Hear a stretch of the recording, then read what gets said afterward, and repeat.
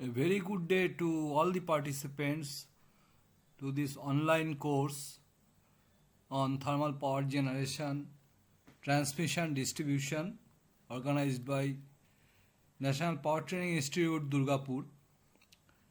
And today's topic, what we are going to discuss, is on power station layout. Basically, as you know, thermal power plants play a very prominent role in total power generation in the country. In fact, around 70% of the total power generation is still now dependent on thermal power, that too on fossil fueled fire generation process. And in this context, if we see that the process of coal to electricity generation, there is specifically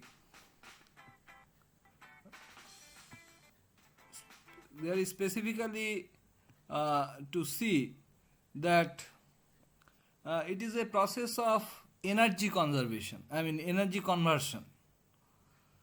And this energy conversion is actually taking place in such a way that we are getting the chemical energy stored in the fossil fuel is converted into thermal energy, and this thermal energy is again utilized with some working fluid to get into useful work, and this useful work then utilized to create some energy, to create some torque, rotary motion that will run a prime mover, and this prime mover will be connected with a alternator, and this alternator will generate electric power. So basically this is a continuous process of form of energy available in the fuel to get it converted into useful electrical power.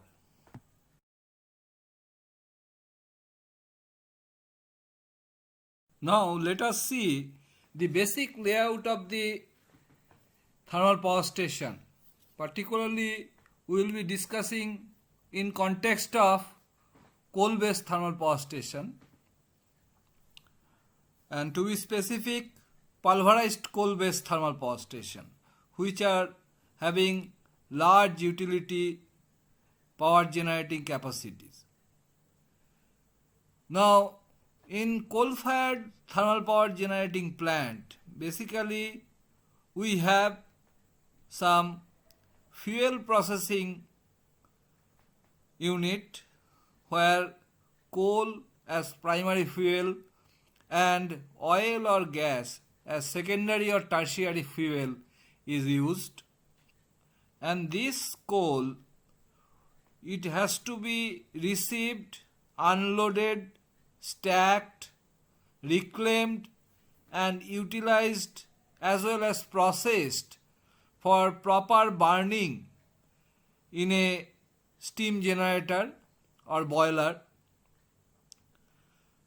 It has to be prepared, it has to be fired in the furnace, and after firing we have to see that there is adequate combustion taking place, and post combustion the whatever heat is released, they are trapped appropriately in various locations of the steam generator, which is nothing but a kind of heat exchanger with heat traps.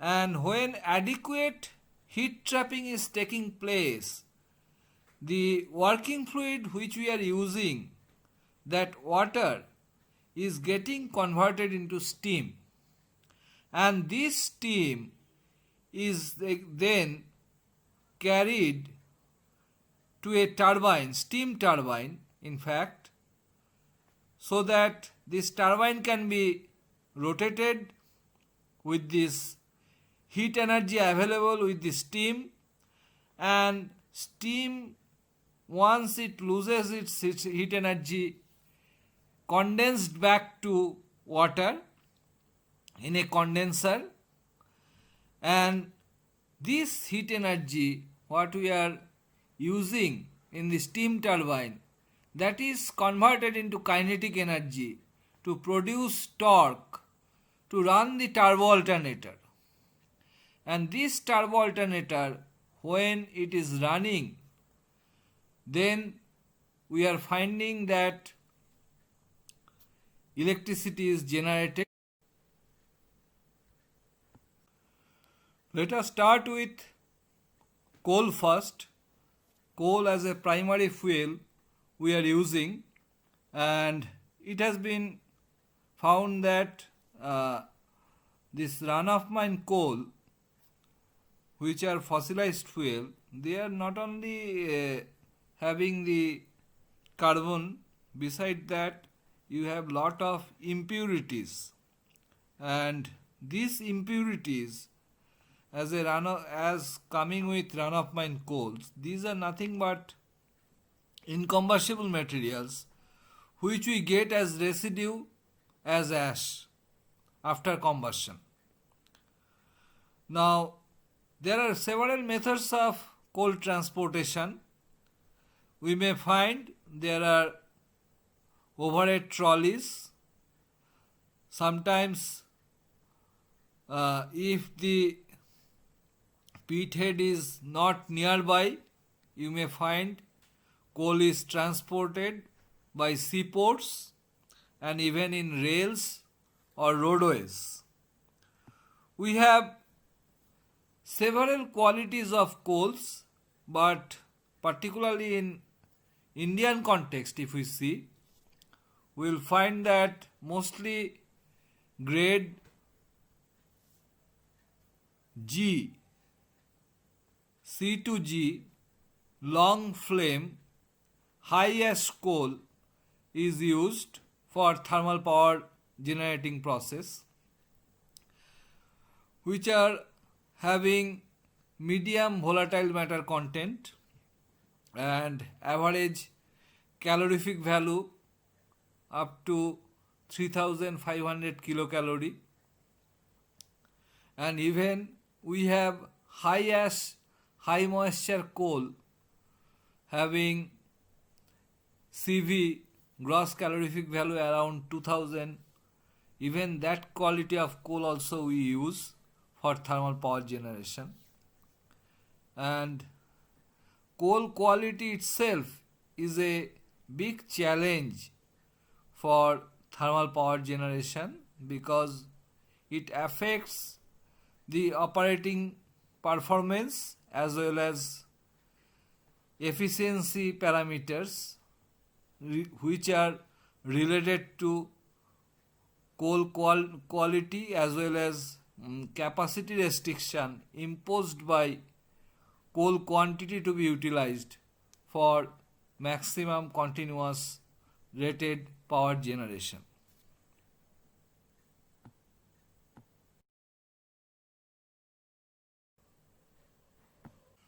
Now, after receiving the coal in the coal handling plant by various transport processes, this has to be unloaded. For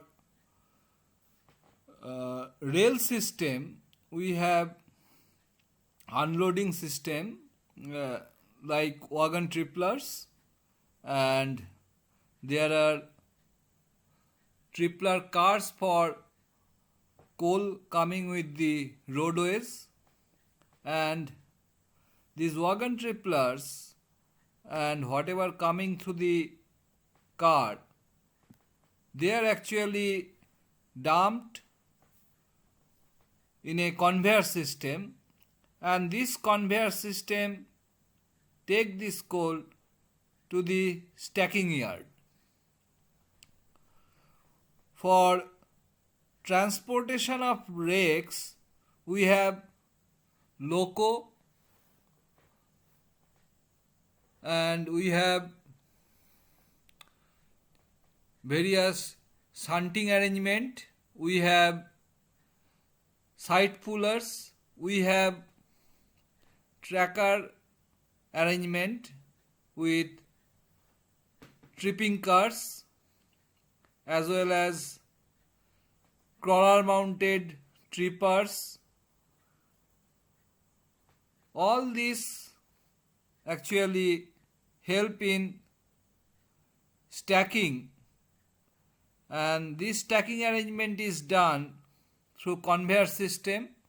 There are track hoppers, and from the track hoppers this coal is transported through some conveyor system for crushing arrangement, primary crusher house, where it is crushed and there are granulated crushers, and these granulated crushers, they crush the coal into minus 20 millimeter size, and we have the arrangement to separate the coal fines generated during this crushing and fragmentation, and except this coal dust, this crushed coal below 20 mm size is taken further by a conveyor system to the raw coal bunkers.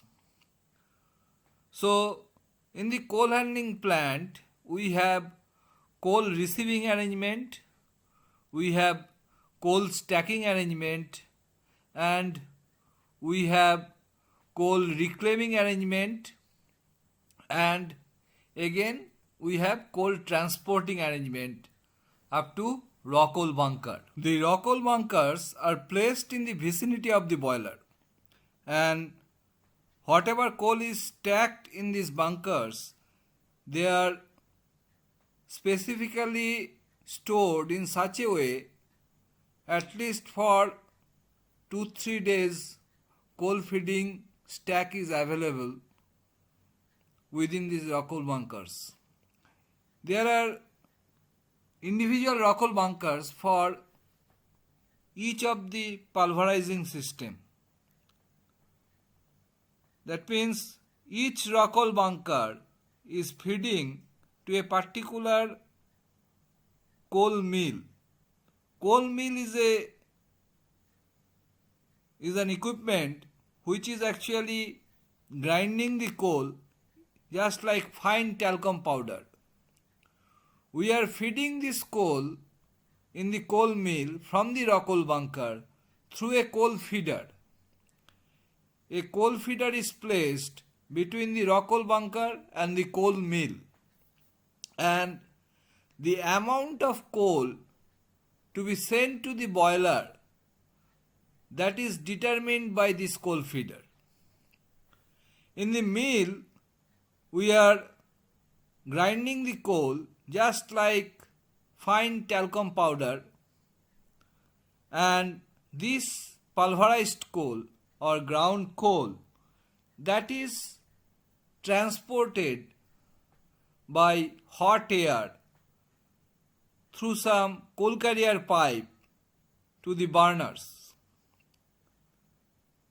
and from the coal burners, this coal with primary air which is required to initiate the combustion, it is thrown into the boiler furnace, and if there is sufficient heat with prevailing oil burning, with that heat coal start burning, and with that combustion huge amount of heat is generated within the furnace. So as a result of this combustion, the generated heat this heat is transferred to the working fluid, which is flowing through the various water walls surrounding the furnace, and this flue gas post combustion product which is generated gradually transferred the heat and gets cooled, and it flows through the boiler furnace part and then subsequently second pass, and from there with the help of some exhaust fan which is called induced draft fan, this flue gas is exhausted to the atmosphere through a chimney. So we find this coal which we are feeding into the mill, it is getting ground, and after complete pulverizing it is being pneumatically conveyed to the furnace where it is getting ignited and burned, and heat is released. That heat is transferred, and gradually the product of combustion, the gaseous as well as solid, that is generated. The gaseous part is flue gas and solid part is ash, and this ash has got two components. One part is called bottom ash, which is coming at the bottom of the furnace, and other part is flying with the product of combustion, that is called fly ash, which is flying with the combustion product flue gas, and it is passing through different passes, and then it is getting arrested in some dust collecting mechanism, and this clean flue gas that is exhausted through a induced draft fan through the chimney to the outside atmosphere. So far we have discussed about the fuel and flue gas, and now we are going to discuss about this combustion and then how this combustion is taking place and what are the components involved in the combustion process. Now, as we know, any fuel, when we try to burn it, that means it is a kind of oxidation reaction and we need oxygen, and this oxygen, in case of boilers, we provide it through air, and as I have already mentioned, we have some air used as primary air which is utilized for conveyance of coal, transportation of coal in the furnace up to the furnace, and we have also some air which is utilized for completion of combustion, that is called secondary air. So the primary part of the air, which is about 30% of the total air, this is used for drying the coal and flying the coal in the furnace, and secondary air is supplied. This is used for completion of combustion so that we can get the complete heat generation as an exothermic reaction of the combustion. Now, the both primary and secondary air that may be supplied into the boiler by a fan which is called forced draft fan, or we can have two separate fans. One fan is called primary air fan, PA fan, which is supplying the primary air, or there is another fan which is called secondary air fan, or the both primary and secondary may be supplied by a single forced draft fan. whatever may be the arrangement, the thing is that we need sufficient air, including the air which will ensure that completion of combustion is there, so that total heat energy can be released through the process of combustion and which can be transferred to the working fluid. Now, this flue gas which is passing through the boiler, in the air flue gas circuit we have some arrangement which is used as air preheating arrangement, and this air preheater preheat the air so that, as we know, coal is hygroscopic in nature, so we need to dry the coal. If we cannot dry the coal, we cannot fly the coal. So drying is ensured, so that during pulverizer we are not getting paste, but we are getting dry dust of pulverized coal.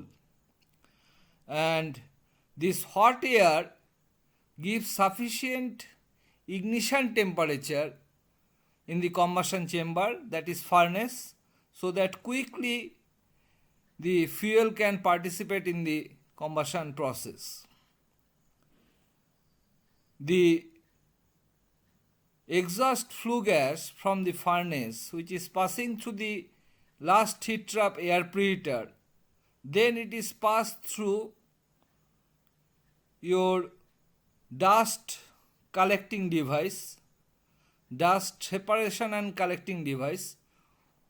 We have many types of arrangement, mostly mechanical dust collectors in some of the plants we may get, and in all the plants we find electrostatic precipitators, which is an equipment which charge the ash particles, fly ash particles, and get it collected in some collecting plate in the electrostatic precipitator, and that is again transported to ash handling plant and disposed in some ash dikes. So this way, clean flue gas, after arresting all the suspended particulate matters, are connected to a induced draft fan. That fan exhausts this flue gas, clean flue gas, through the chimney to the atmosphere.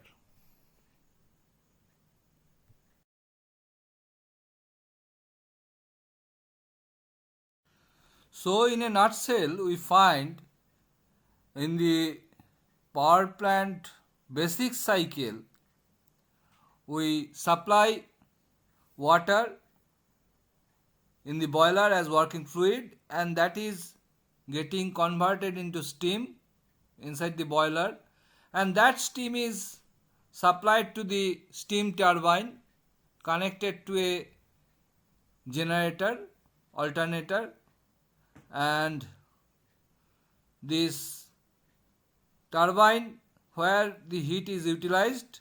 After that, the steam, exhaust steam, we are cooling down and getting condensed back to the water in a condenser, and this condensed water again flown back to the boiler for further generation of steam. If we put this practical cycle in the Rankine vapor power cycle applicable for subcritical regime of operation without regenerative feed water heating, then we find that there is a feed pump, boiler feed water feeding pump, and that pump is doing some work on the water to take it to the boiler. So naturally there is a slight increase in temperature of the working fluid, due to the pump work, and subsequently the entire heat addition is taking place inside the boiler at constant pressure. And there are three phases of heat addition. First phase is sensible heat gain, followed by latent heat gain, and finally superheat gain. So as a result we get dry superheated steam which is supplied to the turbine, and the entire heat addition process is taking place at constant pressure.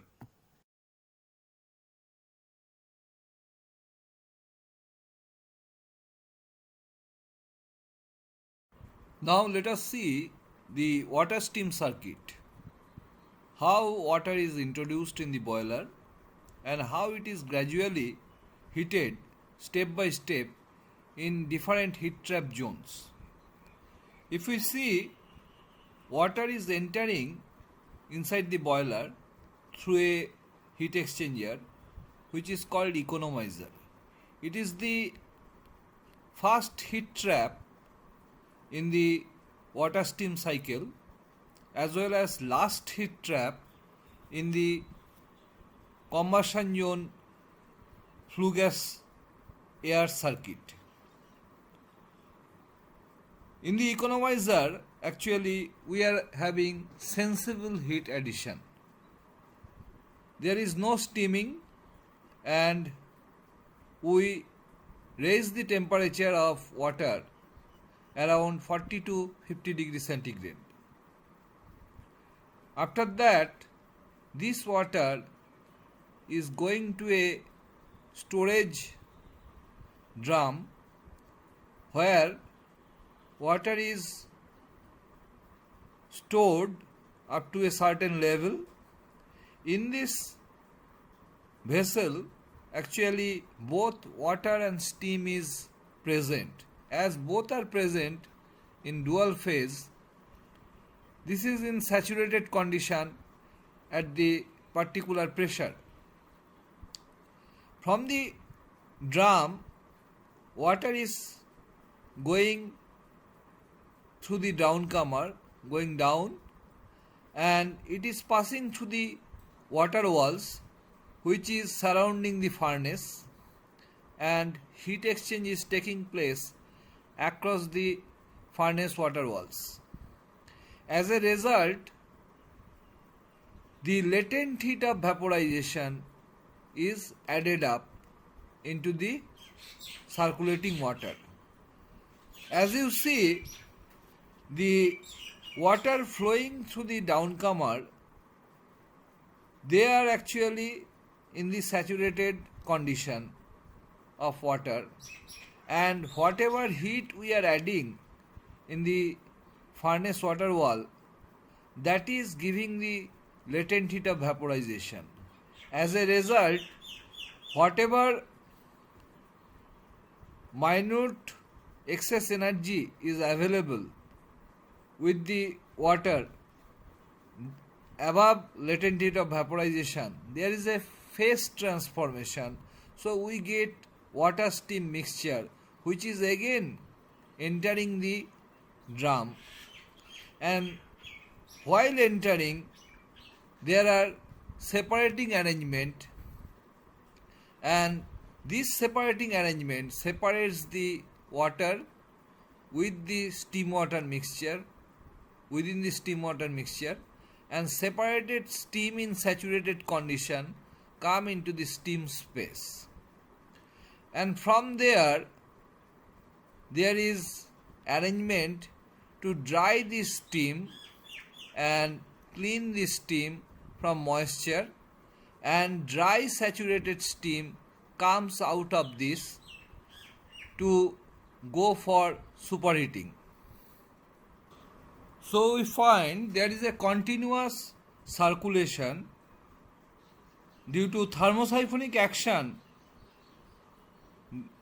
which is generated due to density difference between the water column in the downcomer and water steam mixture column in the furnace water walls, and this density difference gradually decreases with rise in pressure.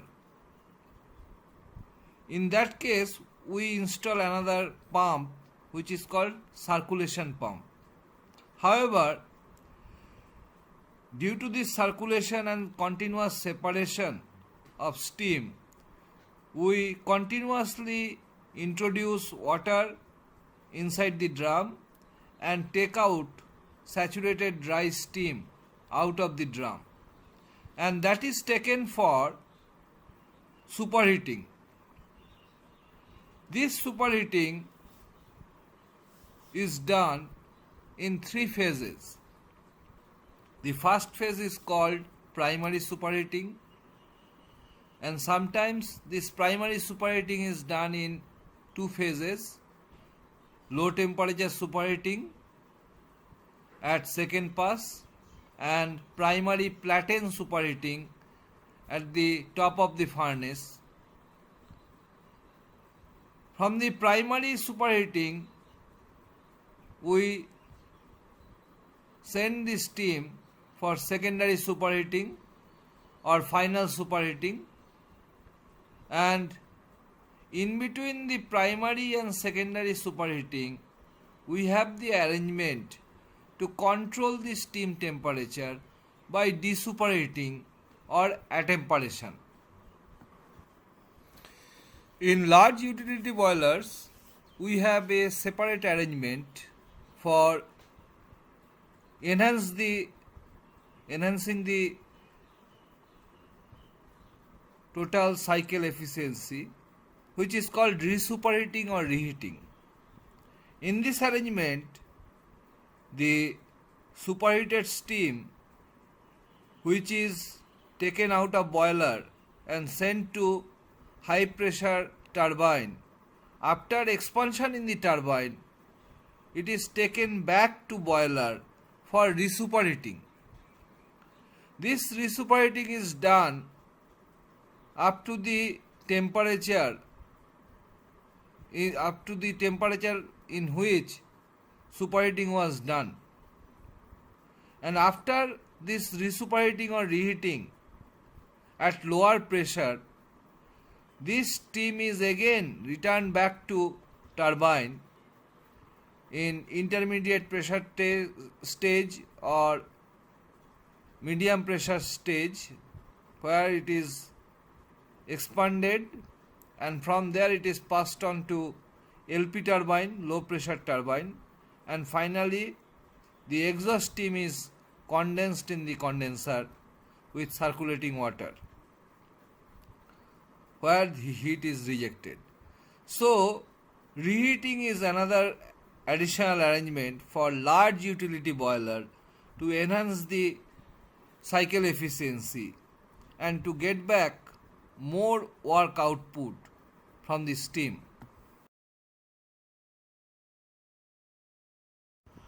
Let us now review the modified Rankine cycle for subcritical pressure regime of operation. And if you see that in the actual vapor power cycle, modified Rankine cycle adopted for coal-fired thermal power station, the process want to represent the work done by condensate extraction pump. So it is the CEP work, and 2 to 3 it is part of low pressure regenerative feedwater heating with steam extracted from LP turbines and MP turbine. So LP heating is there between 2 to 3, which is adding up heat in the condensate. Then 3 to 4 again, if you see, that is work done by boiler feed pump. there is slight change in temperature of the feed water due to this work, and discharge of the boiler feed pump, that feed water is passed through HP heaters, high pressure heaters. 4 to 5 represent high pressure heating arrangement as a part of regenerative feed water heating, where blade steam is taken from HP turbine and MP turbine. Now, from 5 to 6, it represents the various stage of heating in economizer water wall. And as you see that our drum, steam drum or water steam drum, that is placed outside the heat transfer zone. So water in the drum represented by 0.5 and steam in the drum represented by 0.6, because both are in saturation stage. From 6 to 7 it represents superheating, and this superheating, as I already mentioned, it is taking place in 3 stages. And after superheating there is expansion in the HP turbine. 7 to 8 represent HP turbine expansion in the HP turbine. So post expansion of the steam in the HP turbine, it is again taken for resuperheating or reheating. So 8 to 9 represent resuperheating or reheating in the boiler, though you see the pressure of reheating is less than the pressure of superheating. So naturally degree of superheat is more in case of reheating. After reheating, we have expansion in the intermediate pressure turbine, that is IP turbine, 9 to 10, and 10 to 11 is the expansion in the LP turbine. In fact, if you see this total cycle work output, the maximum work output is coming from the LP turbine, and from 11 to 1, that represent the process of heat rejection in the condenser.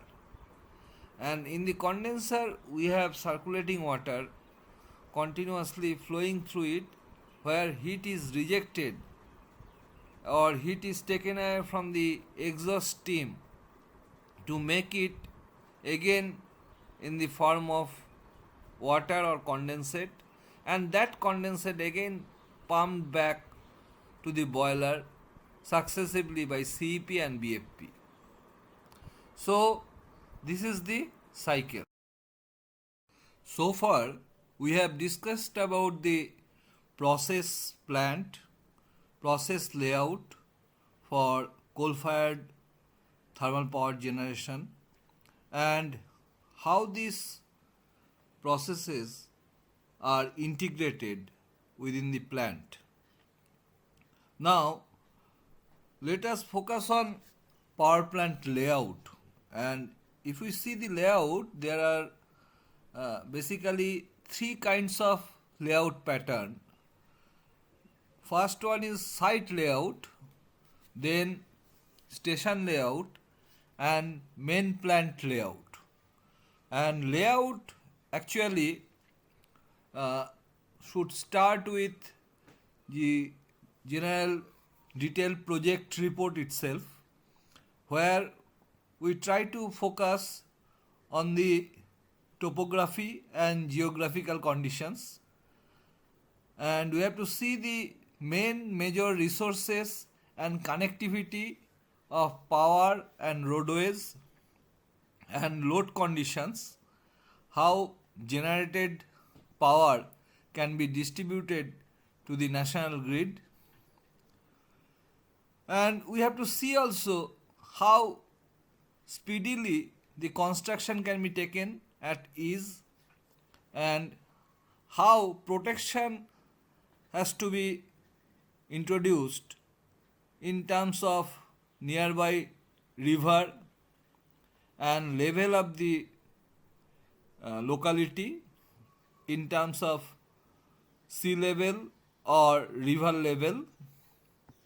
We have to take care of road connectivity, rail connectivity, and as well as how to take the water within the plant and how it has to be processed for the purpose of CW circulating water supply as well as main plant water requirement. In fact, for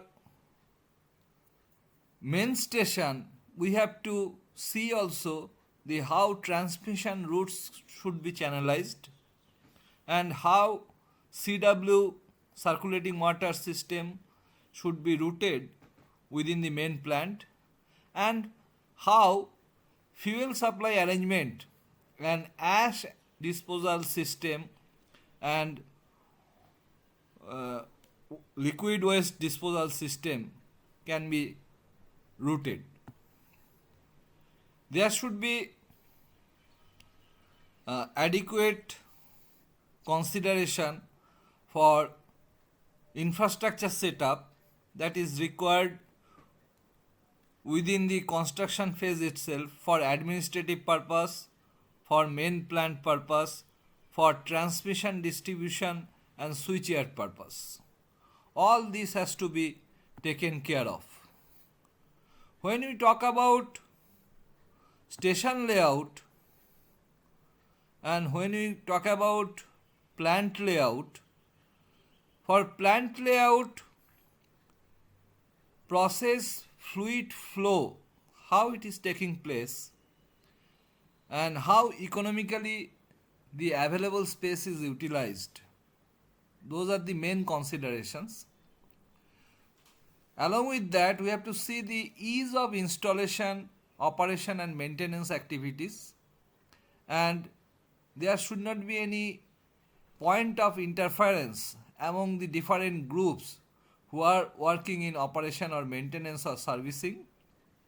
There should be clear passages and easy access to various floors and equipment for checking, monitoring and controlling, and above all, safety precautions, how they can be incorporated for the entire plant. And there should be cleanliness and arrangement to check out the total controlling of the plant, main plant and balance of plant and other off-site facilities. For large utility boilers, we have larger turbines, and these steam turbines are actually multi-cylinder. That means they are having high pressure, intermediate pressure and low pressure cylinders, which are also called HP turbine, IP turbine and LP turbine. These turbines, as the name suggests, they are handling steam at different pressure, and HP turbine itself is having the highest pressure operated steam turbine, and from the HP turbine, for bigger units, exhaust of the HP turbine is used for resuperheating or reheating. Before that, steam is, after reheating, is introduced to the intermediate pressure turbine. So in the HP turbine we have high pressure expansion and we have arrangement to control the steam injection within the turbine by governing, and we have nozzles. Beside that, there are bleeding from the HP turbine. These blade steams are used for regenerative feed water heating system, particularly high pressure heaters where non-contact type heating arrangement is there. In case of IP turbine, mostly it is dual flow type. That means flow is taking place in both the directions from the injection point. And after expansion, this steam is taken to the low pressure turbine. In most of the plant, we will find that these turbines are placed successively and they are coupled together in such a way that they are working in unison as a combined unit of turbo alternator. So HP, IP, LP and alternator all are coupled together, and together they are called turbo generators. As we find that turbo generator itself is placed in certain elevated level. In the elevation where we have control rooms and where we can have some access to the connectivity for different bleeding arrangement as well as to accommodate condenser at the bottom of the LP turbine.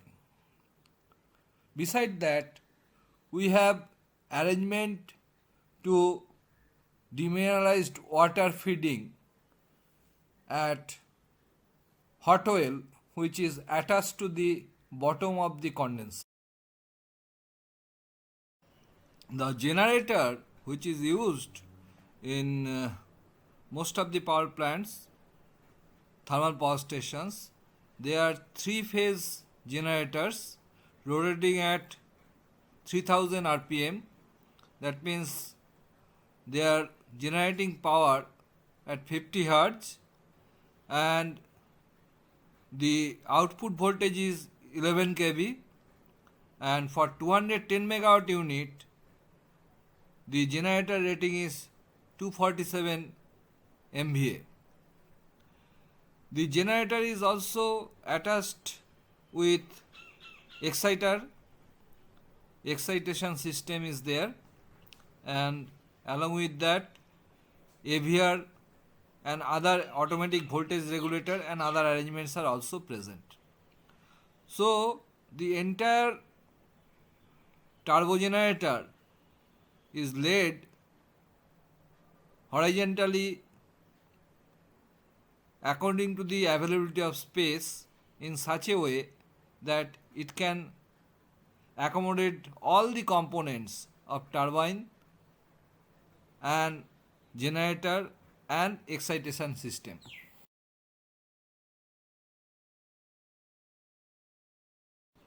Let us now see some typical layout arrangements which are provided in different plants according to the convenience. The first one is showing the different orientation of boiler plant and its auxiliaries. If you see this, that towards the chimney in some plants you have the milling system layout, coal bunkers and mills, and in some plants you will find that unit wise this layout is such that milling system is between the boiler and the turbine bay. So this way we have different layout plans according to the convenience and provisions of the plant spaces. In the next one we see a 500 megawatt unit, coal-fired unit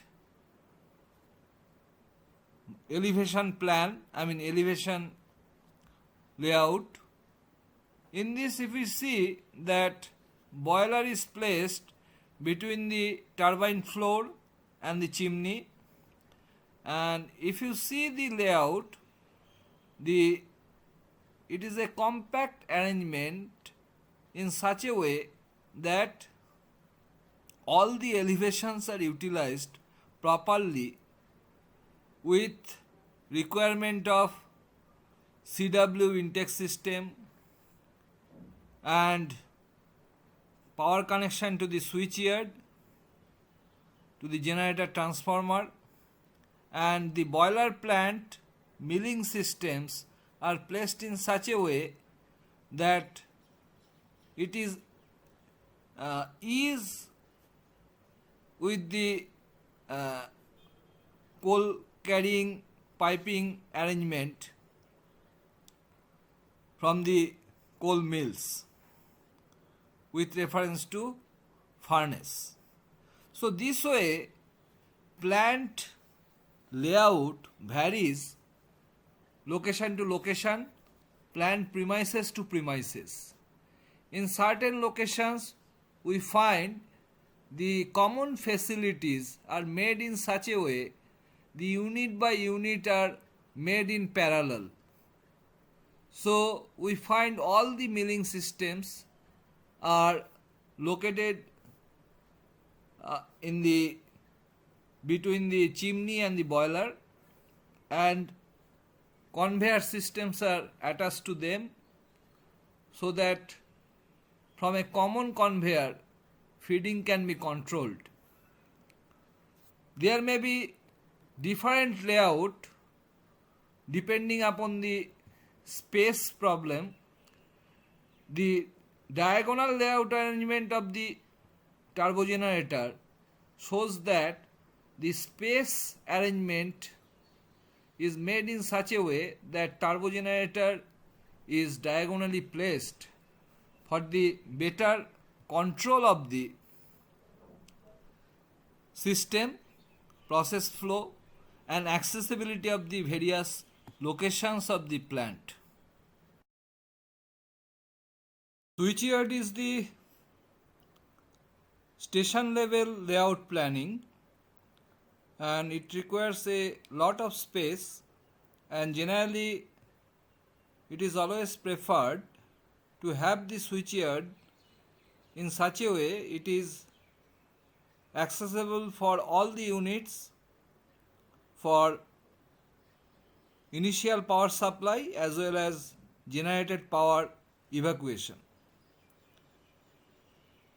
In general, switchyards are placed in such a way the fire safety arrangements as well as cleanliness can be maintained, and appropriate overviewing of the performance of isolators, breakers, transformers, their maintenance, servicing, that can be taken care of. Let us now review the common facilities which are required as off-site facilities with reference to the main plant.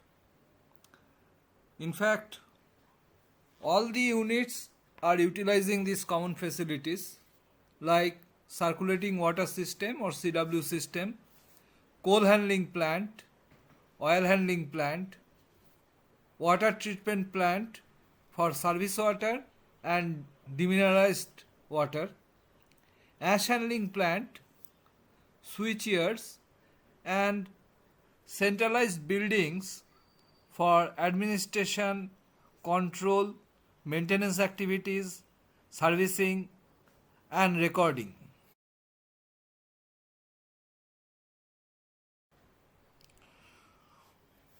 Water availability is the major common requirement for offsite facilities, and there is various requirements of water. because we require water for ash slurry disposal. Water is required for cooling purpose, and water is also required for generating steam and also for drinking purpose. So, looking into the various requirements, the processing of water is done in different phases. Initially, the raw water, surface water, which is connected, it is passed through aerator to clean it, and there is clarifier, and where we dose alum and lime and pass through pressurized sand filter to remove all the sediments, and after that, if it is used for drinking purpose, we pass it through chlorination process, and this clarifier, actually clariflocculator it is called, and after chlorination this water is supplied as drinking water, and the water that is cleaned, pretreated, that is further processed for preparing the demineralized water, and there is chain of arrangement for demineralizing the water to make it suitable for use in the boiler. For that, we have activated carbon filter, weak acid cation, strong acid cation, then degasifier, then weak base anion and strong base anion, and mixed bed. And from through this train, when we pass this clarified water, then we get demineralized water with pH level 8.5 to 9, and this is stored in DM storage tank and subsequently used for boiler water purpose. We require a huge quantity of water for circulating water requirement. That water which is absorbing the rejected heat of exhaust steam from the LP turbine, and circulating water requirement, if we see, it is 200 cubic meter per megawatt per hour. A huge quantity of circulating water, CW system water is required. And we have different types of cooling towers. We may find natural draft or forced draft cooling towers, and these cooling towers are placed in such a way there is certain gap is maintained between them, and there is some reservoir for CW system from where CW pump can take up water for circulating purpose and utilize it. In fact, the CW system is made in such a way all the units can utilize them from a single location. Most of the coal-fired power stations, we are using coal as primary fuel, but to initiate combustion of coal, we require proper ignition temperature and support sustainability of the flame. For that, we utilize heavy furnace oil or light diesel oil or diesel depending upon the availability, and oil is used as a secondary fuel for the furnace. In some of the places, natural gas is also used where it is available, or Corex gas or CO gas, depending upon the availability. The oil handling system is one of the offsite facilities which are used for common purpose of all the units available in the station. There is decanting arrangement where oil coming through the rail are unloaded, stored, then pumped, and we have oil heating facilities so that oil can be, high viscous oil can be pumped to the boiler to support flame or to initiate combustion. Regarding in the ash handling plant, we have already discussed about the formation of bottom ash at the bottom of the furnace and fly ash which is accumulated and arrested in the electrostatic precipitator and mechanical dust collectors. All these ash particles are transported by ash handling system and ultimately dumped in the ash dikes, ash ponds. So we find all the station based layout are arranged in such a way that common facilities are surrounding the main plants and the boilers are placed side by side. There may be a common turbine floor, switchyard may be common, there may be common oil handling, ash handling and coal handling plant. Cooling towers may be placed at a particular location, and we have DM water treatment plant in a common place which is suitable to supply DM water to all the boilers.